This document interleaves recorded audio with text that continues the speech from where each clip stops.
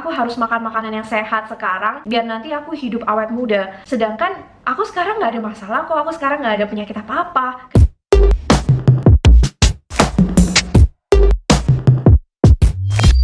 Hai guys, nama aku Sherry. Hari ini adalah hari ke-10 30 Days Fit and Fit Challenge. Dalam 30 hari ke depan, kita bakal sama-sama untuk men-challenge diri kita untuk melakukan satu kebiasaan sehat setiap harinya. Dan dalam rangkuman 30 video tips and trick diet dan juga workout yang udah aku pelajarin selama bertahun-tahun, aku berharap setelah selesai challenge ini, kamu langsung dapat gambaran gimana cara diet yang sehat itu dan menjadikan ini jadi pola hidup kamu untuk selamanya. Oke, let's get started. Oke, di hari yang ke-10 ini, topik hari ini yang aku mau bahas adalah apa yang harus kita makan dan kenapa makanan yang gak sehat itu nggak bagus untuk tubuh kita dan juga proses diet kamu. Tapi sebelum mulai videonya, kalau misalnya kalian baru pertama kali ke channel ini, jangan lupa subscribe dulu channel aku dan jangan lupa klik tombol loncengnya, jadi biar kalian gak ketinggalan video-videoku yang terbaru. Karena di channel ini aku bakal banyak banget sharing ke kalian hal-hal mengenai tentang diet, fitness, dan healthy lifestyle lainnya. Oke guys, dalam video hari ini aku bakal sharingin 5 poin kenapa sih kalian gak boleh makan makanan yang proses dan kenapa harus makan makanan yang sehat kalau misalnya kalian mau lagi diet. Nah, kalau misalnya kalian mungkin udah dapat gambaran nih mengenai tentang kalori defisit, sebenarnya ini adalah angka matematika aja kan. Gimana kalau misalnya kalian mau menurunkan berat badan kalian, ya udah kalian jangan makan kalori kalian lebih dari TDEE kalian. Kalau misalnya konsep diet itu sebenarnya adalah kalori defisit, jadi aku makan apa aja yang penting kalorinya masih dalam kalori defisit, itu berarti kan pasti itu ada hasilnya dong ke hasil diet aku. Dan ini adalah yang mau aku lurusin hari ini guys. Dan semoga lewat video ini kalian langsung dapat gambaran yang dapat merubah mindset kalian kenapa harus makan makanan yang sehat pada saat kalian lagi diet. Poin yang pertama, makanan instan mengandung kalori dan sodium yang tinggi. Jadi guys, kebanyakan makanan yang dijual di luar itu mereka tidak akan pernah memperdulikan masalah kalori. Mereka yang penting adalah rasanya harus enak. Entah itu ditambahin dengan minyak yang banyak, digoreng, ditambahin bumbu yang sangat-sangat sedap banget. Yang penting rasanya enak dan customernya juga pasti suka. Atau mungkin masakan mama kalian juga kayak gini. Dan kadang hasil dari makanan yang dimasak ini itu kalorinya bisa berkali-kali lipat daripada makanan yang kalian masak sendiri atau makanan sehat lainnya. Apalagi kadang kita sendiri itu juga nggak akan tahu gitu kalau misalnya kita nggak masak sendiri sebenarnya berapa sih kalori makanan ini, karena mata kita sendiri nggak bakal bisa melihat sih dan menilai kayak oke, makanan ini berapa kalorinya, tapi pada saat kita makan kita nggak tahu ternyata kalorinya ini tuh ternyata bukan yang sesuai dengan kalori defisit kita. Banyak banget contohnya dengan mengganti bahan makanannya ataupun dengan mengganti cara masaknya aja, kalorinya kadang itu bisa sampai total setengah lebih loh guys. Kalian bisa lihat contohnya di sini, dengan porsi yang sama ternyata kalorinya itu malah lebih rendah kalau misalnya kalian bikin dengan makanan sehat. Jadi memang kebanyakan makanan yang memang bukan makanan sehat itu cenderung ke kalori yang lebih tinggi. Dan spesifik yang aku mau highlight hari ini adalah processed food. Processed food adalah makanan yang bentuk aslinya sebelum diolah dan sesudah diolah itu hasilnya sangat berbeda jauh. Contohnya adalah sosis, pizza, atau hamburger. Kita lihat dari sosis misalnya. Sosis ini bahan awalnya apa? Kita nggak tahu kan, itu ayam, itu sapi, tapi memang bentuknya kalau misalnya kita ngomong sosis ya semua bentuknya lonjong kayak gitu aja, dan kita nggak tahu mereka udah nyampurin apa ke dalamnya.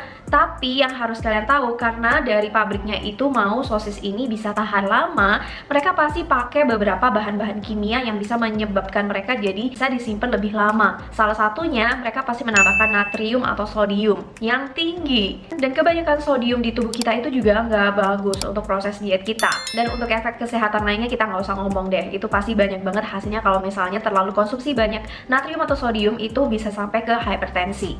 Dan poin yang kedua adalah proses food nggak baik untuk dikonsumsi dalam jangka panjang. Oke nih, kalau misalnya kalian masih muda, masih umur 20-an, pasti akan sangat susah relate dengan hal-hal yang aku bilang kayak oke, kalau misalnya kalian masih umur 20-an, pasti kalian akan sangat susah untuk relate dengan apa yang aku omongin sekarang, karena ini kayak jangka panjang banget. Mungkin dari pikiran kalian nggak akan berpikir seperti kayak aku harus makan makanan yang sehat sekarang biar nanti aku hidup awet muda. Sedangkan aku sekarang nggak ada masalah kok, aku sekarang nggak ada penyakit apa-apa. Kenapa aku harus mulai jaga makan? Nanti aja mungkin kalau misalnya udah 30, 40 aku baru mulai. Nah, aku paham banget pasti banyak yang punya pemikiran kayak gini seperti kalian juga. Tapi di sini aku mau ingetin ke kalian lagi apa efeknya kalau misalnya kalian sekarang nggak mulai menjaga makanan kalian. Dan mungkin dari ceritaku ini kalian bisa aware nantinya. Kenapa sih pada saat muda itu penting banget makan makanan sehat? Kuncinya adalah enzim. Makanan apapun yang sudah kita makan itu akan diolah dengan enzim yang punya tugas masing-masing dalam setiap bahan makanan tersebut. Contohnya enzim lipase, amilase, dan lain-lain. Nah, tapi banyak orang yang nggak sadar bahwa sebenarnya enzim itu punya umurnya guys. Jadi apapun yang kalian makan, entah itu sehat, entah itu nggak sehat, enzim itu akan memproses makanan kalian dan meregenerasi lagi. Nah tapi kalau misalnya di muda ini kalian udah habis-habisan makan makanan yang nggak sehat dan kerja enzimnya itu jadi lebih berat, udah terlalu sering bekerja keras, dia tidak akan punya umur yang panjang. Jadi apa yang kalian makan sekarang itu adalah efek yang akan kalian timbulkan pada saat kalian tua nanti.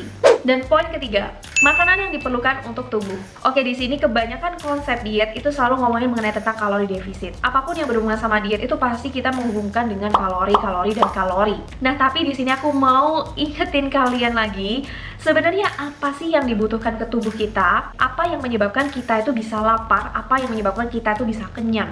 Sebenarnya bukan cuman kalori aja, guys. Yang tubuh kita butuhkan itu adalah nutrisi. Makronutrisi dan mikronutrisi. Makro itu adalah nutrisi dalam jumlah banyak, yaitu adalah protein, karbohidrat, dan lemak. Dan mikronutrisi itu adalah kebutuhan nutrisi yang dalam jumlah sedikit, contohnya vitamin dan mineral. Jadi sebenarnya tubuh kita itu tidak terlalu peduli masalah berapa kalori yang masuk ke tubuh kita, tapi yang tubuh kita butuhkan itu adalah nutrisinya, guys. Berapa gram proteinnya, berapa gram karbonya, berapa gram lemaknya, berapa miligram vitamin, dan berapa miligram mineralnya. Makanya itu sebenarnya pentingnya juga bahwa kalian harus tahu nih, berapa makronutrisi dan berapa mikronutrisi sih yang harusnya itu aku konsumsi. Tubuh kita sebegitu pintarnya untuk kasih sinyal ke otak bahwa kalian sedang lapar. Tapi yang diminta dari tubuh kita itu adalah nutrisinya. Jadi kalau misalnya kalian sudah bisa memberikan tubuh kalian tuh nutrisi-nutrisi yang cukup, yang biasanya nutrisi-nutrisi itu banyak di makanan sehat, bukan di makanan yang gak sehat. Dari proteinnya tercukupi, karbo kompleksnya ada, lemak baiknya juga ada, tubuh kita itu akan kasih sinyal bahwa oke, aku udah dikasih makan, jadi please stop, gak usah makan lagi. Nah itu adalah efek yang ditimbulkan kenapa sih pada saat kalian makan makanan sehat, kalian jadi kenyangnya lebih lama, karena nutrisi kalian sudah tercukupi.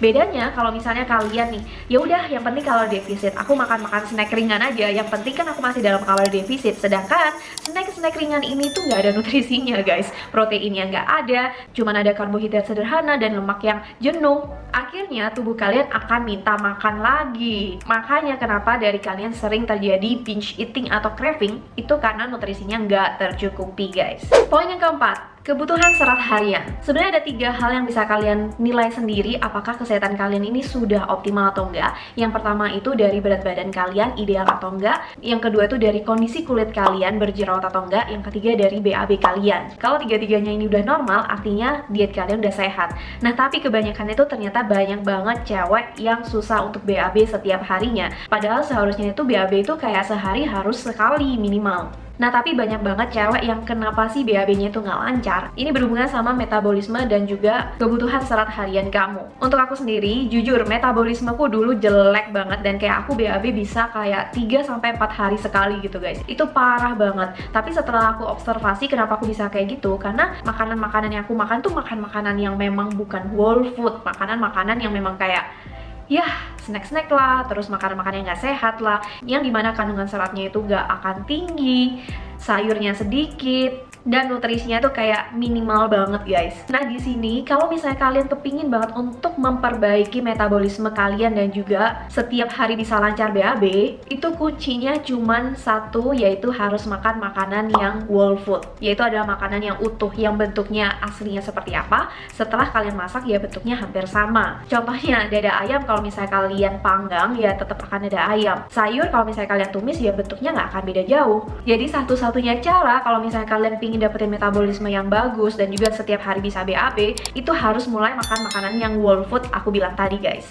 Dan poin yang kelima adalah make your own food. Oke, jujur sampai sekarang yang aku temukan adalah ini adalah cara satu-satunya yang paling efektif dan efisien untuk kalian mendapatkan makanan-makanan yang paling sehat yang dibutuhkan untuk tubuh kalian dan mempercepat proses diet kalian. Kenapa? Pada saat kita memasak makanan sehat kita sendiri, kita tahu nih apa sih bahan yang kita pakai, apa kandungan nutrisinya, apakah sudah mencukupi untuk tubuh kita. Yang kedua, kita bisa set juga kalorinya yang sesuai dengan goal kalori defisit kita. Dan yang ketiga, kalian bisa bikin eksperimen rasanya sesuai dengan yang kalian suka. Dan jujur setelah aku bertahun-tahun jalanin pola hidup yang sehat ini, aku hampir mostly kayak 80-90% tuh aku selalu masak di rumah guys. Dan nilai-nilai plus yang bisa aku rasain yaitu adalah aku bisa maintain berat badanku, aku bisa mempercepat metabolismeku, aku bisa masak sesuka aku yang aku suka, aku pingin rasa apa aku bisa langsung eksperimen dari situ. Dan yang pasti biasanya harganya pasti lebih murah daripada kalian selalu beli dari online delivery. Aku tahu memasak itu bukan sesuatu yang mudah guys. Tapi aku sendiri tuh juga belajar dari nol. Aku nggak ada basic masak sama sekali. Sama sekali aku nggak bisa masak. Jadi apa yang kalian lihat di YouTube selama ini itu adalah kayak hasil eksperimen aku aja. Aku belajar dari nol sampai aku bisa bikin resep-resep diet yang itu tuh jarang banget di sharing di luar. Karena kayak finally aku dapet konsep dasar nih cara masaknya. Jadi untuk bikin apapun tuh jadi lebih gampang. Dan apalagi guys, untuk cewek ini juga penting banget kalian harus bisa masak. Karena nantinya kalian juga pasti akan berumah tangga, dan biasanya di satu keluarga yang menentukan makanan itu biasanya dari istrinya. Pasti dong kalau misalnya kalian bisa masak pasti lebih dicintai sama suaminya juga nggak sih? Jadi mulai sekarang nggak perlu takut untuk belajar masak karena setiap orang pasti mulai dari nol juga sama kayak aku. Makanya kalian harus mulai coba sekarang. Untuk hari ke-10 challenge ini, aku mau challenge kalian untuk belajar masak makanan kalian sendiri. Dan aku minta challenge untuk hari ke-10 ini yaitu adalah show me your homemade healthy foods. Dan sharingin ke sosial media kalian ataupun ke Tribelio, tag aku dan juga tag fitandfit.id untuk pamerin hasil kreasi kalian. Oke, kira-kira gitu aja video hari ini guys. Semoga bermanfaat dan tetap semangat buat yang lagi challenge. Kita masih ada 20 hari lagi, tapi aku yakin kita bakal bareng-bareng bisa melewati challenge ini bersama dan sampai ke goal yang kalian mau. Oke, kalau misalnya kalian suka video dengan format seperti ini, jangan lupa kasih aku like dan jangan lupa subscribe di YouTube channel aku buat kalian yang belum subscribe, karena aku bakal bikin video-video yang lebih menarik lagi buat kalian ke depannya. Dan jangan lupa juga follow Instagram aku dan TikTok aku untuk dapat inspirasi tips and trik diet yang bisa langsung kalian praktekkan. Oke, gitu aja video hari ini guys. See you tomorrow on the next challenge. Bye.